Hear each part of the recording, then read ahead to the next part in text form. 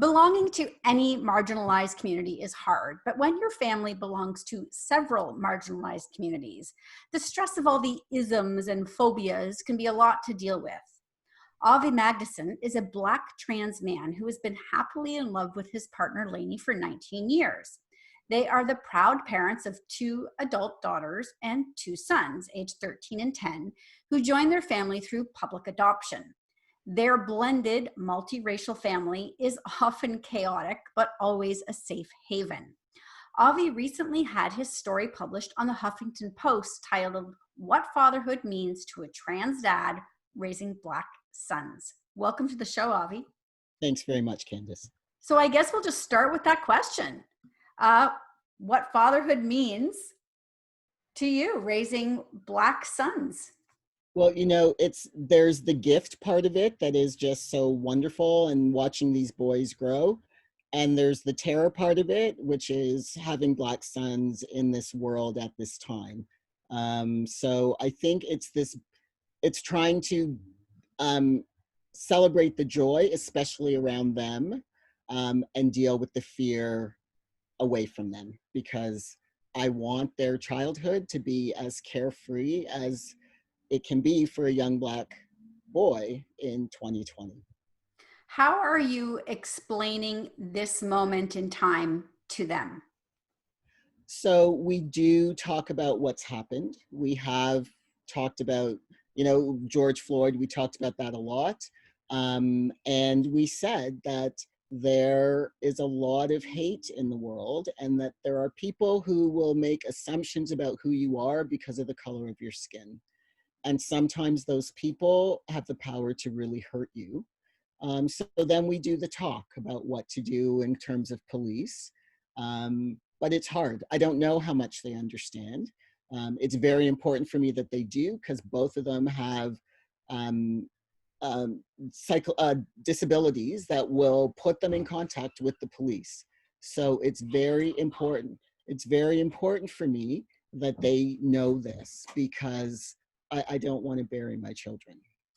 Yeah, and your children, just so people know, we recorded a longer podcast, and I encourage people to go listen to that. But it's important for our listeners to know in this segment that your one son has autism and your other son has fetal alcohol syndrome. Yes. Which prevents them, I suspect, from being able to have, fully comprehend what would be happening, or to maybe not have the tools to have the dialogue that would be needed. Correct?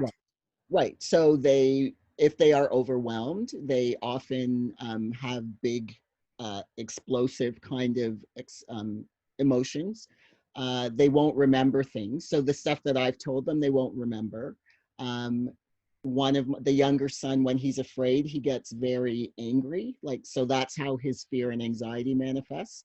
So he will get mouthy and he will be defiant, and he will, and that's not read as anxiety, right? It might be read as anxiety with a different person, but it won't be read as anxiety with him. So those are the things. And I mean, statistically, kids on the spectrum or who have FASD come into contact with law enforcement much more often than their neurotypical peers do. Right. So as a trans Black man, you have obviously dealt with a lot of the phobias and the isms over the years, correct? Absolutely. And so in the role that you play, you work for the Toronto District School Board. I do. So tell me about that role and how, being a trans Black man helps you in that role. So I work in the gender-based violence prevention program at the TDSB, and myself and my colleague, Alana David, we do a lot of PD, professional development for staff in the area of sexual and gender diversity. So as someone who is a Black trans man, I use my own experience to help inform staff, because for many staff, they've never met someone who's out in trans. I say to them, ask me all your questions, get all your questions out, ask me, so you don't have to ask, a student in your class or someone else.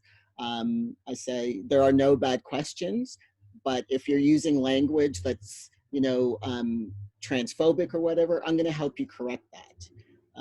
So I think it's, for me, being professionally queer is what I call it. I get to be an example, and I think I get to be a place where people can deal with some of their fear and anxiety.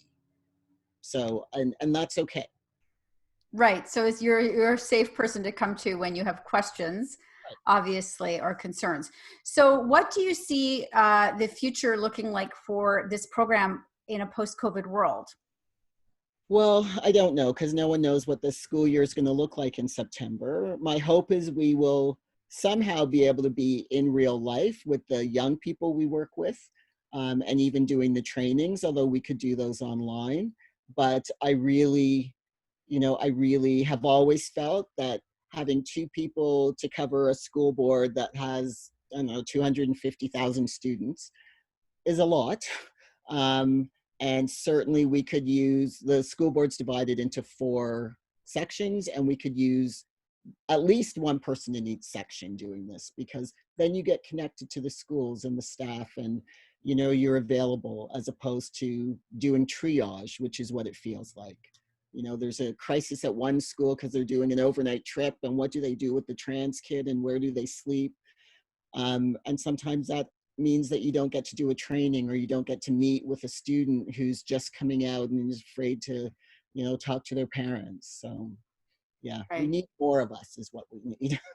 Yes, you do. And I agree. We talked a little bit about that as well, more in depth. But if people want to show their support or, encourage the school board to, broaden this program, what do you suggest? I mean, I say start at the top. You can talk to the director of education, talk to your school trustee, talk to your school principal. Like, I think that there has to be someone who's more than us saying this program needs more people, and we need to be focusing on this in a particular way. So, school trustees are always a good place to start. MPs, they're always good places to go. So, Okay. yeah. Okay. Avi, I thank you so much for joining me to share just a tiny bit of your story. It is very, it's a big story. So I encourage people to go read the Huffington Post article. We're going to link to it when we share this video on social, but thank you so much for joining me today. Thank you, Candace. It was wonderful.